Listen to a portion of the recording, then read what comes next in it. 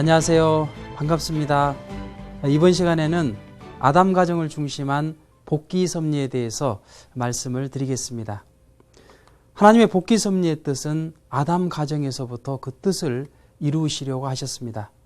따라서 아담 가정이 그 하나님의 그 복귀 섭리의 뜻을 이루기 위해서는 믿음의 기대와 실체의 기대를 통해서 이루어지는 그 메시아를 위한 기대를 세우지 않으면 아니 되었던 것입니다.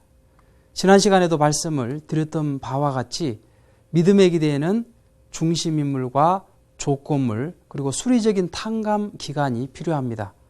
그리고 실체의 기대는 타락성을 벗기 위한 탕감 조건을 세움으로써 메시아를 위한 기대를 세울 수가 있게 되는 것입니다. 먼저 아담 가정에 있어서 아담이 믿음의 기대의 중심 인물은 될 수가 없었습니다. 왜냐하면 아담은 타락의 장본인이었고 따라서 비원리적인 존재였으며 선악의 모체였던 것입니다. 그러므로 하나님께서 이러한 아담을 대하시려고 할 때 이 선악을 쪼개지 않으면 아니 되었던 것입니다. 그런데 만일 아담을 쪼개게 되면 아담이 죽고 말 것입니다.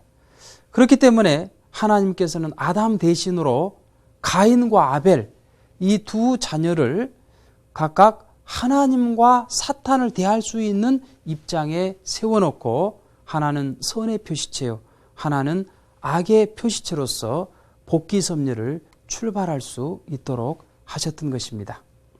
그렇다면 이 믿음의 기대를 세울 수 있는 중심 인물을 하나님은 어떻게 결정하셨을까요? 그것은 해와의 타락의 경로에 의해서 결정을 하시게 되었던 것입니다. 해와는 먼저 비원리적인 상대인 천사장과 영적인 타락을 하였고 그리고 원래 원리적인 상대였던 아담과 육적인 타락을 하게 되었던 것입니다. 첫 번째 타락은 과분한 욕망이 동기가 되었고 두 번째 타락은 하나님께 돌아가고자 하는 그 심정이 발로가 되어서 타락이 되었던 것입니다. 따라서 하나님 입장에서 보았을 때 어떤 것을 보다 더 용서해 줄 수 있는가 하고 볼 때 이 두 번째 타락을 보다 용서해 줄 수 있는 그런 입장이 되었던 것입니다. 따라서 이 아담과 해와의 그 첫 번째 사랑의 열매였던 그 가인을 천사장을 상징하는 악의 표시체로 세우고 그리고 사랑의 둘째 열매였던 아벨을 아담을 상징하는 선의 표시체로 세움으로써 그들이 각각 하나님과 사탄을 대할 수 있는 입장에서 제물을 드림으로써 하늘의 섭리는 진행이 되었던 것입니다. 따라서 가인이 아무리 하나님께 제물을 드린다 할지라도 하나님은 그 제물을 받으실 수가 없었던 것입니다. 왜냐하면 가인은 사탄을 대할 수 있는 입장에 있었기 때문인 것이죠.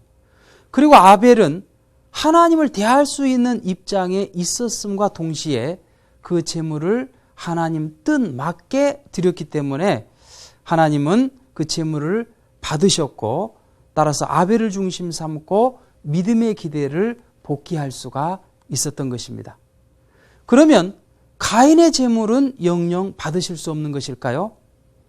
그것을 위해서 실체 기대가 필요한 것입니다. 이 아담을 악의 표시체로 쪼개놓은 것이 가인이요 선의 표시체로 쪼개놓은 것이 아벨입니다. 따라서 가인은 아벨을 중심하고 타락성을 벗기 위한 탕감 조건을 세우게 될 때 이 실제 기대는 이루어질 수 있는 것입니다. 그런데 이 타락성을 벗기 위한 탕감 조건은 타락성을 가지게 되었던 반대 경로를 취하는 그 탕감 조건을 세움으로써 이루어질 수 있게 되는 것입니다. 그러면 타락성은 어떻게 가지게 되었을까요? 이 천사장과 아담의 입장에서 이 천사장은 이 아담을 하나님과 같은 입장에서 사랑하지 못하고 시기 질투하였습니다.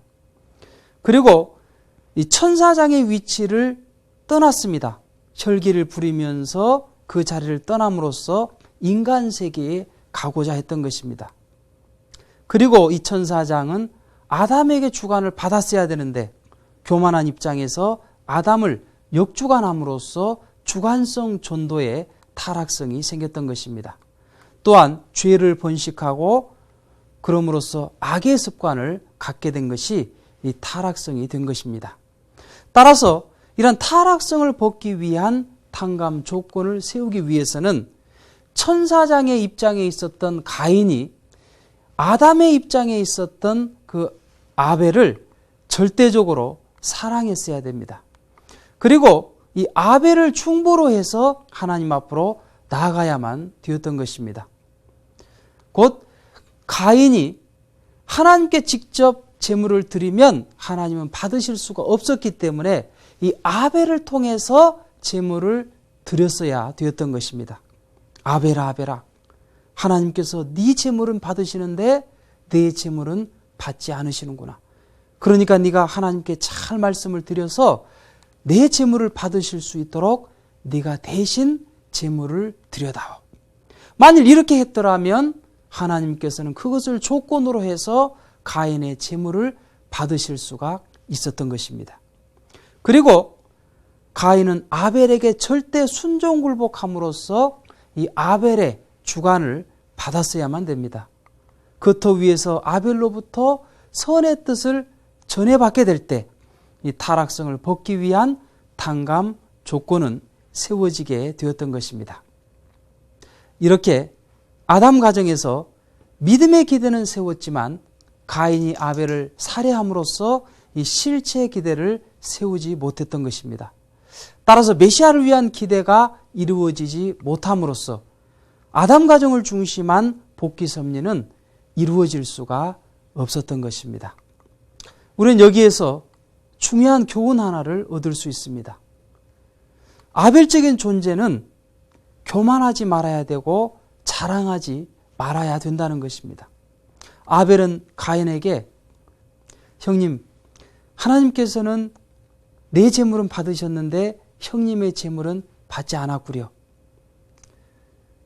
그렇게 이 교만하고 자랑한 마음이 있었기 때문에 그렇지 않아도 가인이 굉장히 기분이 나빴는데 그 순간 철기가 오름으로써 아벨을 살해하게 되었다는 것이죠.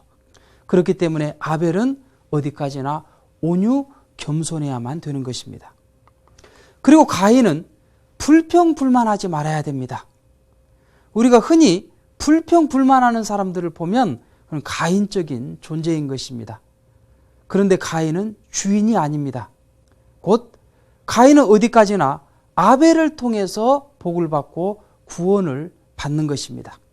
그렇기 때문에 그 아벨에게 절대적으로 순종 굴복하게 될 때 이 가인도 하나님의 사랑을 받을 수가 있는 것입니다. 그럼 다음 시간에는 노아 가정을 중심하고 하나님께서 어떻게 복귀 섭리를 해 나오셨는지를 알아보도록 하겠습니다. 감사합니다.